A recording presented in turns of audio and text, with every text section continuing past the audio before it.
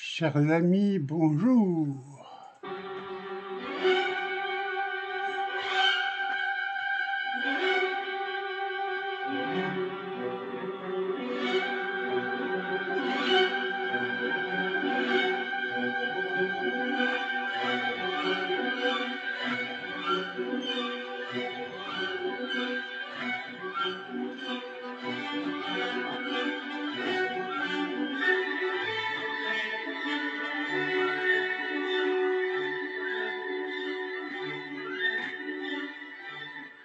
Pourquoi la Cour de cassation envoie ses membres siéger à la Cour de la République? C'est un dîner de cons qui refait, et je me pose la question de savoir pour quelle raison il se joue de la population française et continue à persévérer dans cette parodie de justice. Alors je m'explique.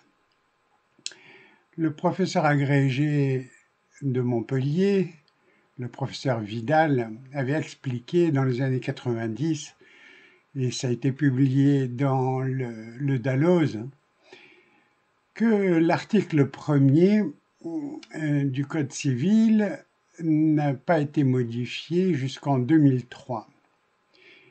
Cela veut dire que la Deuxième République n'a jamais été légale, ni la Troisième, ni la Quatrième, ni bien sûr la Cinquième. Et donc on se demande pourquoi il continue à prêter caution à une parodie de justice. Je me pose la question, j'aimerais bien qu'il me réponde. Bon, je crains pas les menottes, je crains rien, je crains rien. Et donc, je me pose la question de savoir pourquoi est-ce qu'il continue à jouer au con, parce que, à mon avis, ça ressemble tout à fait à un dîner de cons, mais peut-être que je me trompe et j'aimerais bien qu'il m'éclaire sur le sujet.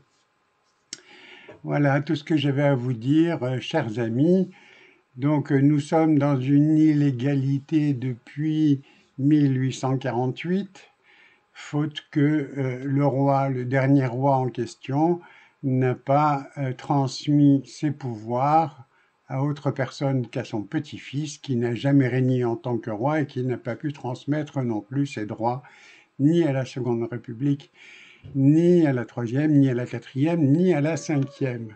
Voilà, merci les amis de m'avoir entendu et je vous souhaite une bonne journée à tous. Et puis, bon, rigolez bien en regardant cette parodie de justice. Et je m'étonne parce que quand même, les magistrats de la Cour de cassation sont pas nés de la dernière pluie, ils sortent pas de la fac.